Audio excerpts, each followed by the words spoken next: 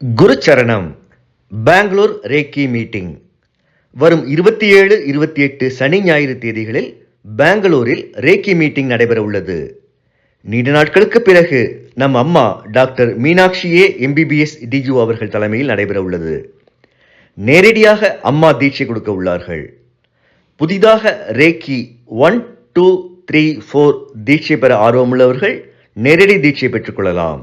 ஏற்கனவே அம்மாவிடம் தீட்சை பெற்றவர்களும் உயர் வகுப்புகளுக்கான தீட்சை பெற்று பயன்பெறலாம். ரேக்கி 1, 2, 3, 4 அமடைஸ், லாமாஃபரா, Guanyin, Panchapakshi, Kabbalah numerology, house cleansing, 100 new reiki mantras வகுப்புகளும் நேரடியாக நடைபெற உள்ளன. பல நாடுகளில் இருந்து பல்வேறு சக்தி வாய்ந்த பொருட்களின் கண்காட்சி மற்றும் விற்பனை நடைபெற்றுக் கொண்டிருக்கிறது.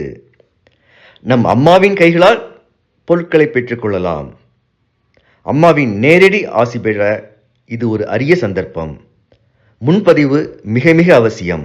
குறைந்த இடங்களே உள்ளன. விவரங்களுக்கு 9845533655 மற்றும் 9341227211 எண்களில் தொடர்பு கொள்ளவும். குரு சரணம்.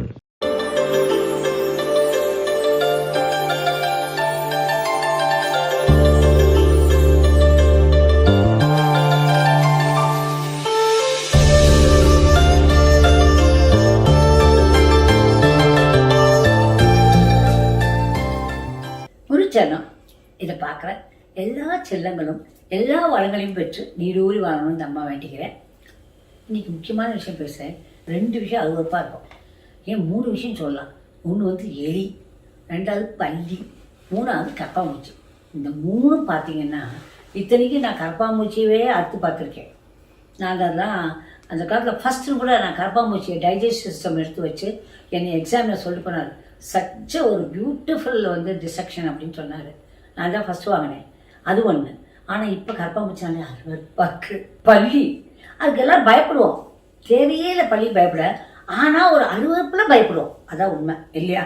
அடுத்தது எலி. அம்மாடி அது எலி கடிச்சு வரப்படும். அது வேற விஷயம். இதில் என்னென்னா காக்ரோச் வராமல் இருக்குது அவசியம். புட்டி காக்ரோச்லாம் சாப்பாட்டில் விழுந்தா கூட ஏதோ கழுவுத்த மறுப்பு கொஞ்சம் கொத்தமல்லி விழுந்த மாதிரி இருக்கும். என்ன அதை தெரிஞ்சுக்கோங்க. அதனால் you should be very careful with small cockroaches. அதுக்கு நம்ம என்ன பண்ணலாம் அப்படின்னா யூக்கலிப்டஸ் ஆயில் விற்பாங்க. அந்த ஆயிலை வாங்கி என்ன பண்ணுங்க, ஒரு துணியில் ஸ்ப்ரே பண்ணிடணும். அது அப்படியே எங்கெங்கே கரப்பாம்பூச்சி வரமா இருக்கோ அந்த இடங்கள்ல வைங்க. புரிஞ்சிச்சா? நல்லா அழகாக இது பண்ணி அந்த வாசனை பயங்கரமாக இருக்கும். அதை வச்சு அதை துணியில் நடிச்சு அதை அந்த காக்ரோச் வர்ற இடத்துல வச்சுருங்க. அது 1. 2வது, முதல்ல உங்கள் குப்பைகளை சேர்த்து வைக்காதீங்க.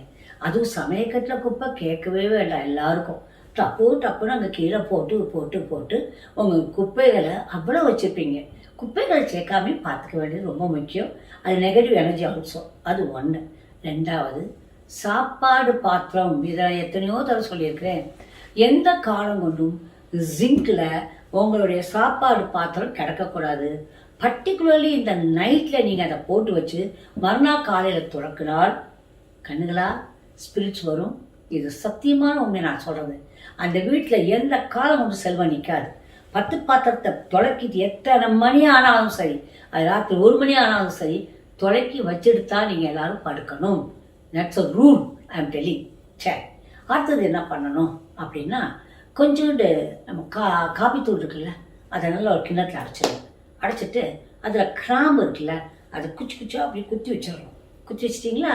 அதுக்கு நடுவில் என்ன பண்ணோம், நம்ம சாதாரண திரி இருக்குல்ல, நம்ம விளக்கு திரி இருக்குல்ல, அந்த திரியை குத்தி வச்சிடணும். அப்படி இல்லை அப்படின்னா மெழுகுவத்தி இருக்குல்ல, அது அந்த திரியை பிச்சுக்கோங்க. பிச்சுட்டு அந்த மெழுகுவத்தி திரி இருக்குல்ல, ஏன்னா அந்த மெழுகுவத்தி திரி என்ன இருக்கும், அந்த மெழுகுவத்தி ஒட்டிகிட்டு இருக்கும், அது எரிய ஆரம்பிக்கும் இல்லையா? அந்த மாதிரி பண்ணலாம். இல்லை வேற புத்திசாலித்தனமா நெய்யை நல்லா அதில் அந்த திரியில் முக்கிட்டு அந்த திரியை உள்ளே செலுத்தி வச்சுட்டு அந்த காப்பித்தூளில் உள்ளே வச்சுட்டு நல்லா சக்குன்னு இறுக்கமாக மூடிட்டு அதை அந்த திரியை எரிய விட்டுருங்க. எரிய விட்டுட்டிங்களா? இப்போ பார்த்தீங்கன்னா அந்த காப்பித்தூளும் அந்த கிராம்பும் எரியும். புரிஞ்சிச்சா? எரிஞ்சிச்சுன்னா கண்ணில் நான் சொல்கிறேன், நல்ல காக்ரோச் இல்லாமல் போயிடும். ஆமாம், இந்த 2ல் எதையும் ட்ரை பண்ணி பாருங்கள். இது இல்லை அது ஏதாவது ஒன்று ட்ரை பண்ணுங்கள். 2மே ட்ரை பண்ணாலுமே தவறு இல்லை. ரொம்ப ஒன்றும் காசு கிடையாது. புரிஞ்சிச்சா? இதை ட்ரை பண்ணி பார்த்துச்சுங்க. ஏங்க இவ்வளோ கிட்ட வாங்கி சக்கன்னு அடிச்சிட வேண்டியதானே அப்படின்னா அதுவும் ஒரு மெத்தடு தான். அடிச்சு விட்டுக்கிறதுனா அதுவும் உடச்சி விட்டுக்கலாம், அது அடுத்த பிரச்சனை. ஆனால் இந்த ரெண்டும் ரொம்ப யூஸ்ஃபுல்லாக இருக்கும். இது ஒரு ஆர்கானிக் மெத்தட், புரிஞ்சிச்சா? Very good organic method, do it. Okay, I love you all. மேலே முடிச்சிடலாம். Good luck. பாய்.